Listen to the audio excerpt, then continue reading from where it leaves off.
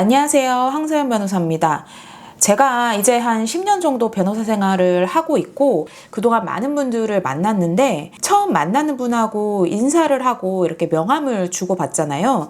제 명함을 보고 직업이 변호사구나 알게 되면 거의 대부분 바로 물어보시는 게 그러면 뭐 전문으로 하세요? 이렇게 물어보시거든요. 거의 한 10명 중에 7, 8명 정도는 이렇게 질문을 하시는 것 같습니다.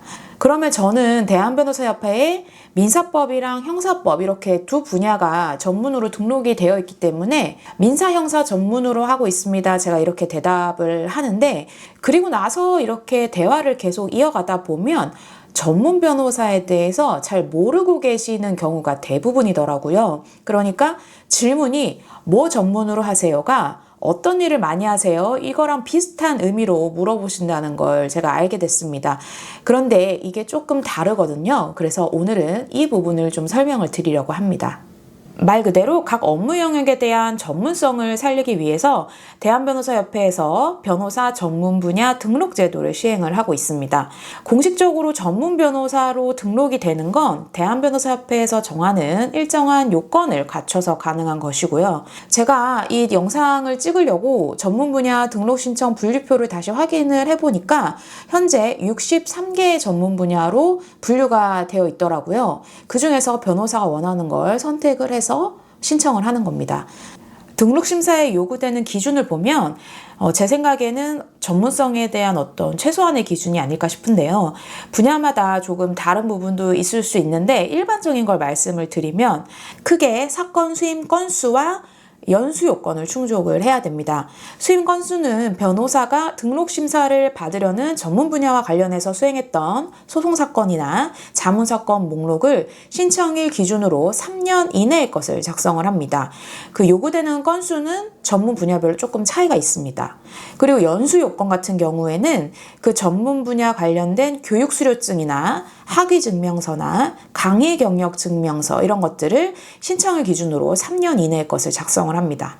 수임 사건 자료를 작성하는 게 그냥 뭐 했다 이렇게만 적는 것이 아니고요. 기준에 맞춰서 요구하는 증빙 서류들도 함께 제출을 해야 됩니다.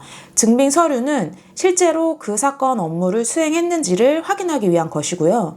이런 준비들을 다 해서 전문 분야 등록심사위원회의 심사를 거치면 전문 분야에 등록이 되었다는 게 증명이 될 수가 있는 겁니다.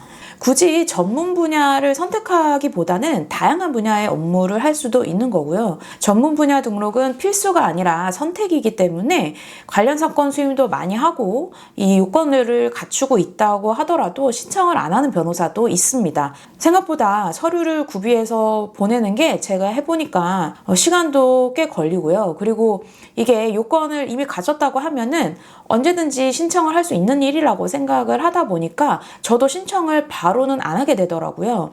또 하나는 변호사 한 명이 전문 분야는 2분야까지만 등록이 됩니다. 이미 2개의 분야를 등록을 했는데 다른 분야를 등록을 하고 싶다라고 하면은 이 하나를 등록을 취소를 해야 되거든요. 저 같은 경우에도 원래 민사법하고 보험이 먼저 전문 분야 등록이 되어 있었는데 형사 쪽 업무를 조금 더 하게 되면서 이거를 전문 분야로 갖고 싶어서 어쩔 수 없이 보험 전문 분야를 등록 취소를 했습니다. 이렇게 등록 개수에 제한이 있기 때문에 사건을 많이 하더라도 전문 분야 등록을 못할 수도 있는 그런 부분들이 있다고 생각이 됩니다. TV에서도 전문 변호사 이런 말을 자주 접하게 되실 텐데 어떤 의미인지 알아두시면 좋을 것 같아서 준비를 했고요. 참고하시고 도움이 되시길 바랍니다.